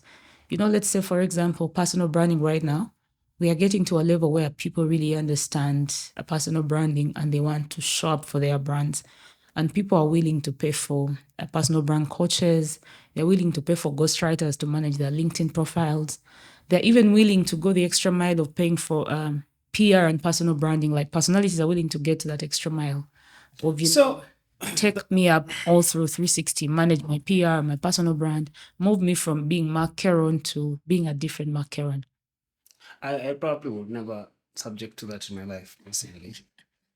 The reason I strive to make as much money as I can is because I have, for the longest of time, enjoyed having control of myself. I left my father's home, a very humble, rich person. I wouldn't say rich, but humble, right? I could afford my lifestyle, really. But I left his home quite early because of not being the man. You always want to be in control. I wanted to have control of my life. No, not really. The women I have dated would say otherwise. That I'm not really that person that wants to have control all the time. But still, so that was like the thing, is to really be free, right? The other thing as to why I have a podcast is because I believe in that as well. The power to self-express. I feel like not even the government. So we are currently working something with the Office of the President. I think in one of the ways we want to portray, they want to, not we, guys, I don't work for the president. I don't work for the president's team. I just have friends there. Now, in one of the things they wanted to do is to maybe portray his story into how. So I gave them a proposal sometime at the KTA symposium, and Irene, we've been back and forth about it. So she wants to be the president. Now, when we're talking about this with some people that are really, really heavily invested into the stuff we're doing, they're like, oh, maybe you should deactivate a few conversations here and there. I'm like, no, not even the president can take that freedom away from me. Like, this is the core value. Like, I want to sit here and be as comfortable as possible, express my mind, and not. I feel like even the internet, after some time, has taken that away from us, right? You are always almost as scared to say your own truth, right? Because of course you can come off as triggering, or you can affect a different certain type of group in how you communicate. So it has been weird. But I wanted to ask, I want you guys, the both of you, to expound on the power of networking. But before then, Victoria, there's something about LinkedIn I don't understand, right? There's so many people that randomly just send you DMs explaining what they're doing. And personally, I find that as some bit of nagging and scam, right? Like, come on, man, don't come into my DM and tell me your work from nowhere. And like,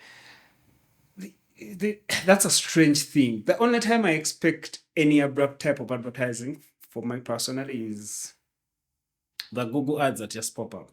But when you're approaching me in my personal space, like a direct message, which is something I see so much on LinkedIn, so many people, and these are like professional people, so they lay out a whole plan. I get the essence of wanting to talk to someone from a perspective where you are meaning to talk to them, even if whatever you're sending me is almost like AI generated, because it's a long text of you explaining your services and how you want to help me develop my business. Why is it like that on LinkedIn? Why do people feel the need to? What's the power behind the direct messages? What's the power? Let me first let's go back to the whole attract and then selling. That's why I told you that if you curate your content in a way that you want to attract people, Yeah. and then they later come to you, people still have this understanding of sell. Insurance agents, I'll give an example of insurance agents. We still have this thing that we take on when we are being trained of get the person, explain to them that, your name and what you do and what you have to offer them.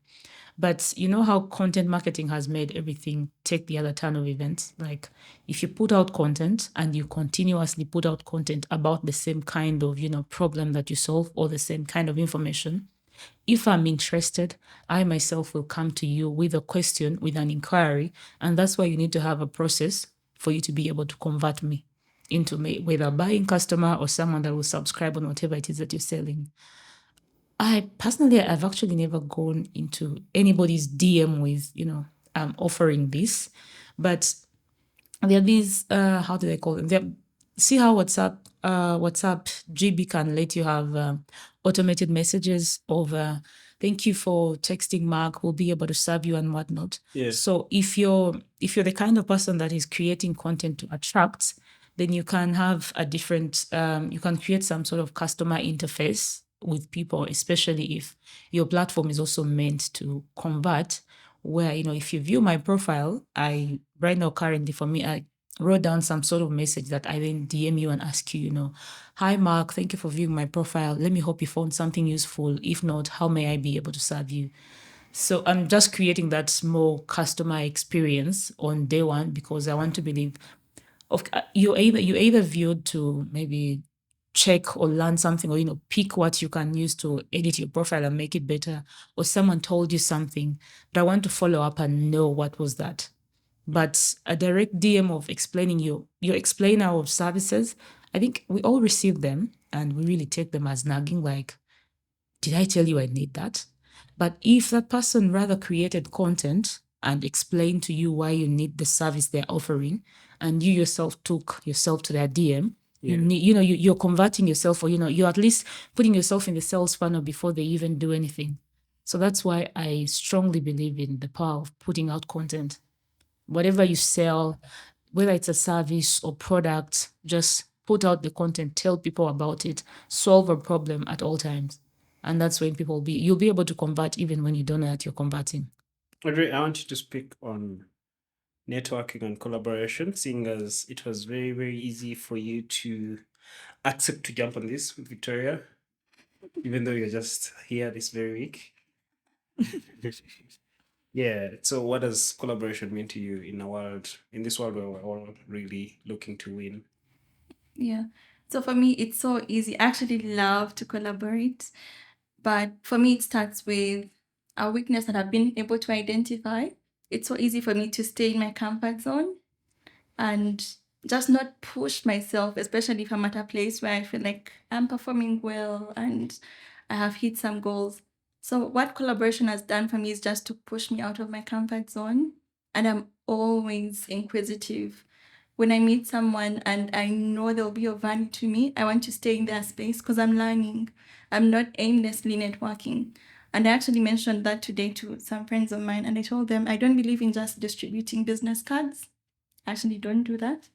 So when I have a conversation with someone, I'll make sure that they put my number in their phone and I make sure that they have it, and I'll do that same because I know that I'm not good with business cards and I'll probably put them somewhere. But I know the value that comes with working with people.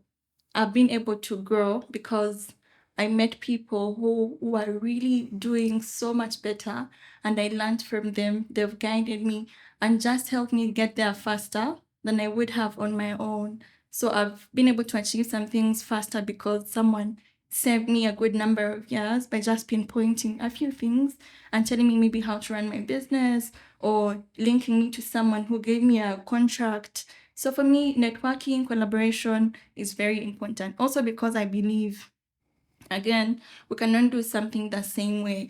So even if we're in the same field, we can work together and help each other grow, because even if we're both in the same field, we could supplement each other. You have your strong areas, I have mine. And if we presented as a team, then we'd be a very strong team versus me. And then I cannot deliver very well in a particular area. So everyone should do that. But also in terms of making money, currently people buy from people. I'm sure you've heard of that.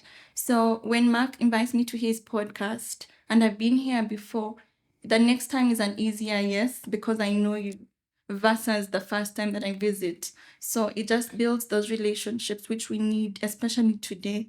Even when a company puts out, maybe asks for a bid, chances are that if one of the people on the panel meets a company that they know, they'll give them the contract, because we just love to know who we are dealing with, and that is what networking has done, just for us to put ourselves out there. So I love it. So when you told me Victoria is coming, I was like, that would be really nice, just for us to sit and just build a relationship, because in as much as we talk, it's different when it's physical. It's different when we actually meet for coffee and have a drink and just have some tea and talk about life. So that for me, when I go to an event and someone is saying, I'm struggling with LinkedIn, Victoria is top of my head. And I'm just going to recommend and say, the person I know who's going to get that job done is Victoria, because I know Victoria. So networking is something we should really do now. Okay, we're going to go into closing remarks, then we finish. Okay. From each of you. Thank you again so much for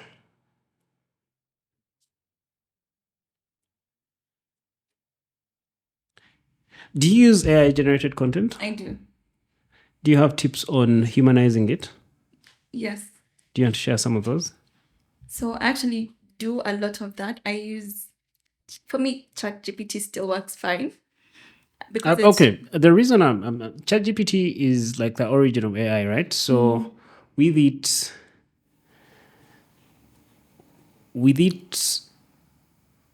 okay, not like the origin, but it was the first model produced. Yeah.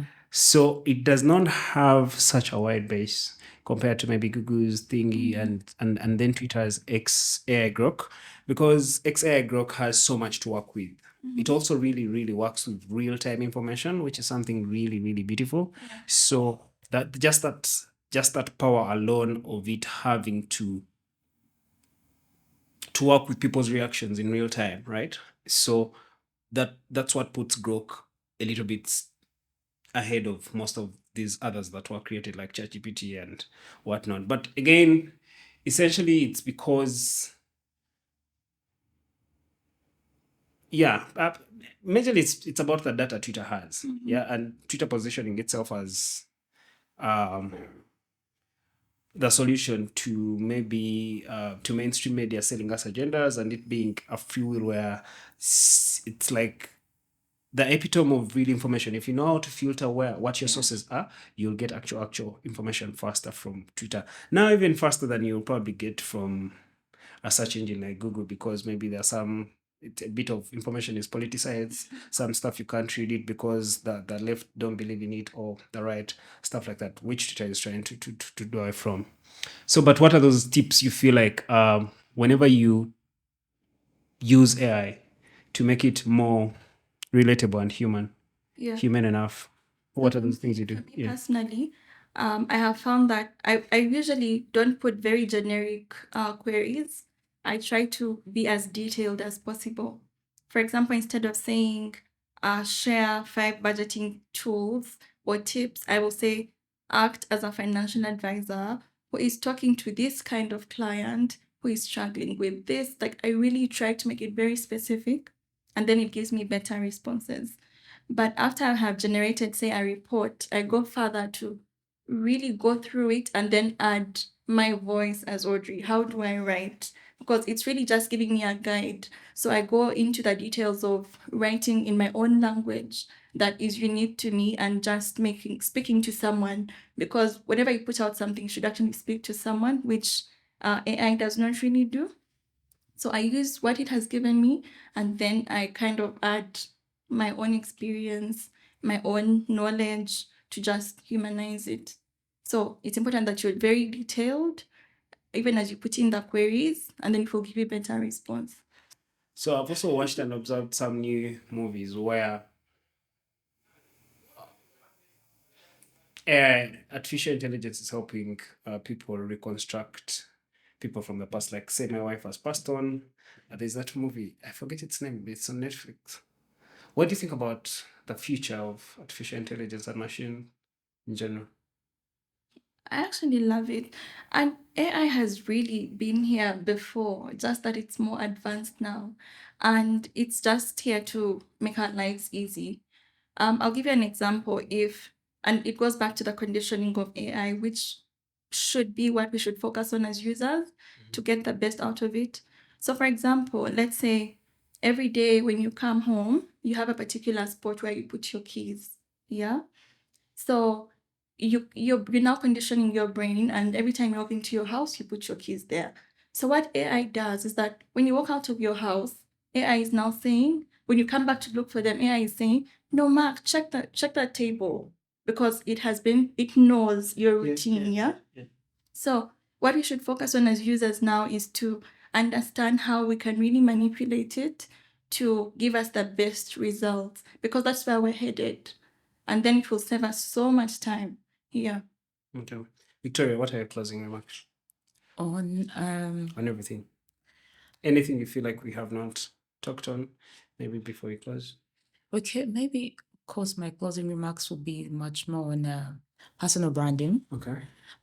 The conversation has been around social media, then our values and all the aspects around there. And recently I encountered people that have a question of, can you build a personal brand offline? And after meeting, or not even meeting, do you know a gentleman called Daniel Chaudhry? Yeah, I have him this week on the podcast. Yeah. I have known Daniel The Chaudhry. sales expert, right? Yes, I have known, or I've heard of Daniel since I was since 2017, when I started working with the bank. But Daniel is this kind of person that has the least social media presence. You check him on let's say you check him on LinkedIn, he doesn't have so many followers, he doesn't post every day. You check him on Instagram, the same story. He's the kind of person that even if he was at a training yesterday, he might not post about it the other day. So what I'm saying is we need to find a way on how do we strike a balance between online personal branding and offline personal branding. And if you're the kind of person that, people say, oh, I don't want to share so much about my life on social media, I don't even have the time for social media, then you can build your personal brand offline. But that means you need to know very many people. What we do on social media is let people know your skills and what you can do. Now, if you're the kind of person that doesn't have the time, then people in person should know you and what you do. The same way we all stand and vouch for Daniel and say, yes, Daniel is a sales warrior. If you want to learn sales, you want to learn the funnel, you want to learn how to convert, Daniel. I think he has taken time to, get the people on ground, know what he can do and what he stands for and what makes him stand out as a person. So that's one thing that we be so much in those conversations. Can you build a personal brand offline? We need, you need the online presence. Yes, you need it, but if someone is out there and they feel you don't really have the time, then get back onto the ground. Let many people as possible know about what you do. Because the other thing I learned also is you can spend 80% of your time on social media. You are posting, you are sharing, you're doing this. But if the people in the boardrooms, the decision makers, don't know about what you're doing, because not many of them are online, but you need the online presence to really amplify you and for it to work as a point of, let's say, credibility. Like if we are in the boardroom of DFCU and the HR says, no, we need to train our staff on personal branding, we need to do this. Let them come. When they mention Victoria, let them Google, and maybe if they go on the LinkedIn, the brand on social media is supporting me, but in the boardroom, there is someone that really mentioned my name. So as we build the brands online, let's try and make sure that we're actually also engaging in the people offline. Have the 15,000 followers, but have the real people in your contact list, people that know your name and what you can do personally. Yeah. Audrey, your closing remarks. We talked about a lot. Well, it could even be about something else. Yeah. We talked about. There's something you maybe want to communicate to the Yeah. world. To join Hustling Society. Yes. Anyway, so Do you know Mona Lisa? who? Mona? Who's Mona Lisa? Not the makeup person. I have a friend. She's called Mona Lisa. I just don't. First of all, you look like her and you speak like her. What does she do? Now I think she's in catering school. She's young. She's about 23. Yeah. I think she's the young sister. Okay. Okay. Well, let me think. What do I want to close with? I don't want to be selling.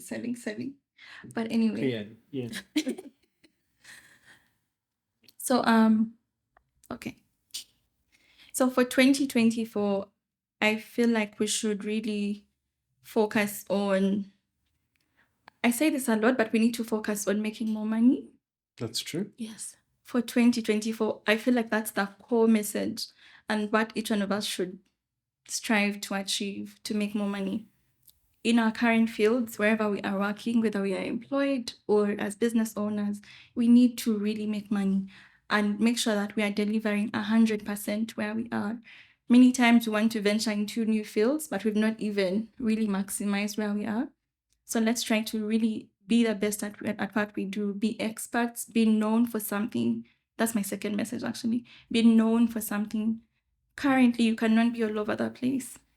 I need to know you for something. I need to go to you for one thing. So I think 2024, let's be good at one particular thing and then make sure that we make money from it so that we do not live paycheck to paycheck, which is most people's lifestyle.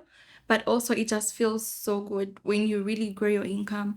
And once you've mastered that art of making your first sale, it becomes a lot easier. And then you become addicted to actually making more money. So for me as a person, that's what I'm focusing on this year. And what I'm encouraging your listeners, your viewers to do this year, just ensure to make money. Let's think creatively wherever we are.